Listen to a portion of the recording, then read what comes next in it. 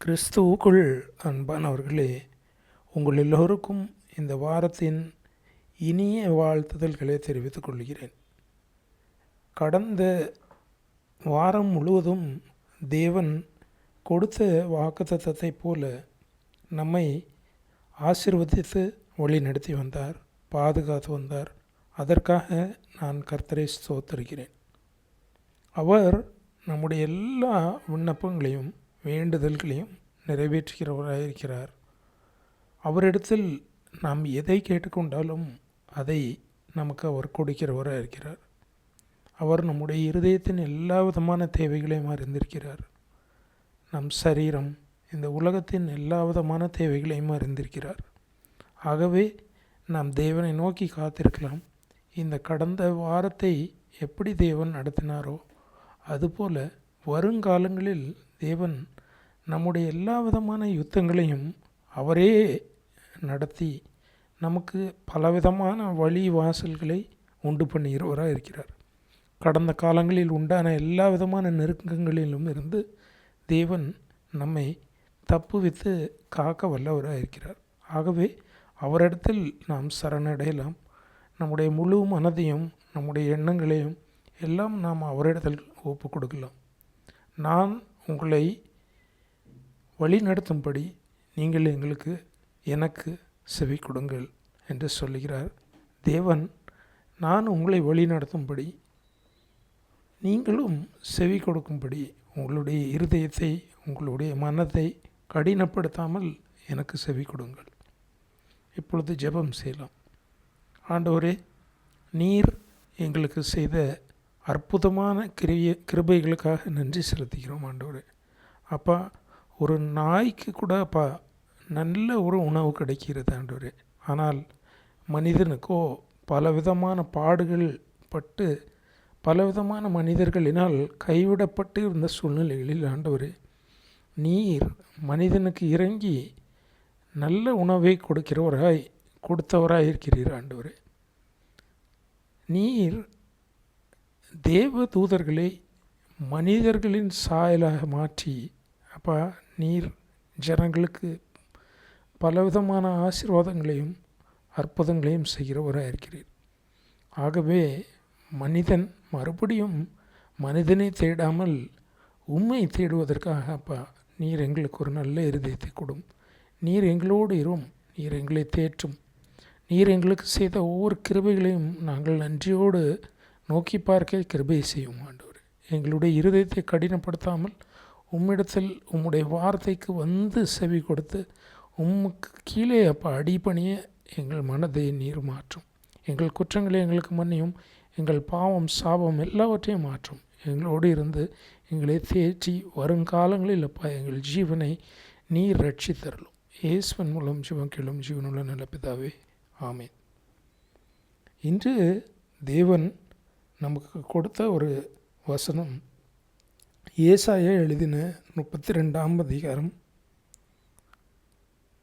15ஆம் வசனம்.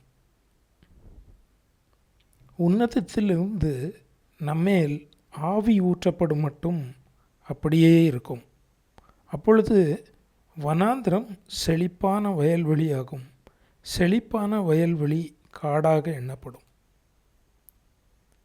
பாருங்கள், தேவன் நமக்கு கொடுத்த இந்த வசனம் மிகுந்த ஆழ் தத்துவத்தை கொண்டுதான் இருக்கிறது. உன்னதத்திலிருந்து நம்மேல் ஆவி ஊற்றப்படும் மட்டும் அப்படியே இருக்கும். உன்னதத்திலிருந்து வரும் ஆவி எப்படிப்பட்டது? நம்முடைய ஆவி நம்மை கலங்க பண்ணுகிறதும் நம்மை சோர்வடைய பண்ணுகிறதும் பலவிதமான காரியங்களில் மிகவும் ஜாக்கிரதையாக இருக்கக்கூடிய விதமாக நம்மை ஏமாற்றுகிற ஒரு சிந்தையாக இருக்கிறது. நம்முடைய ஆவி, நம்முடைய மனது இந்த உலகத்தின் காரியங்களை கற்றுக்கொண்டு நம்மை பயமுறுத்துகிறதாக இருக்கிறது. ஆனால் தேவன் உன்னதத்திலிருந்து வருகிற ஆவியை நமக்கு தருகிறவராக இருக்கிறார். அந்த ஆவி தேவனுடையதாக இருக்கிறது. அது பரிசுத்தமான ஒரு ஆவி. பாவம், சாபம், எல்லா விதமான காரியங்களிலிருந்தும் நம்மை ரட்சிக்கக்கூடியதாக இருக்கிறது. ஆகவே தேவனுடைய ஆவி நம்மில் தங்கி இருக்கும்படி நாம் காத்திருக்க வேண்டும். யார் யார் தினமும் தேவ ஆவி பெற்றுக்கொள்ளும்படி காத்திருக்கிறார்களோ எனக்கு தெரியவில்லை. ஆனால் இந்த உலகத்தில் பலவிதமான தேவைகளை நோக்கி ஓடிக்கொண்டிருக்கிறார்கள். ஆனால் தேவன் நம்மிடத்தில் எதிர்பார்க்கிற ஒரே ஒரு காரியம், அனுதினமும் தேவனிடத்தில் அந்த ஆவியை பெற்றுக்கொள்ளும்படி தேவன் நம்மை நோக்கி அவர் கேட்கிறார். நாம் அன்றன்ற நாளுக்கு எந்தெந்த விதமான காரியங்கள் நாம் செய்ய வேண்டியிருந்தாலும் தேவனுடைய ஆவியில் நாம் அதை செய்தால்தான் அது நமக்கு ஆசீர்வாதமாய் அமையும். ஆகவே தேவனுடைய ஆவியை நாம் பெற்றுக்கொள்ளும்படி இன்று நாம் நம்மை ஒப்பு கொடுப்போம். அவருடைய ஆவி நம்மில் தங்கியிருந்தால் வனாந்திரமான சூழ்நிலைகள் கூட செழிப்பானதாக மாறும். ஆனால் செழிப்பான சில காரியங்கள் இந்த உலகத்தில் பிசாசின் மூலமாக கூட சிலருக்கு வருகிறது. ஆனால் அது சாபத்தின் வழியே தான் அவர்களை கொண்டு போய்விடும்.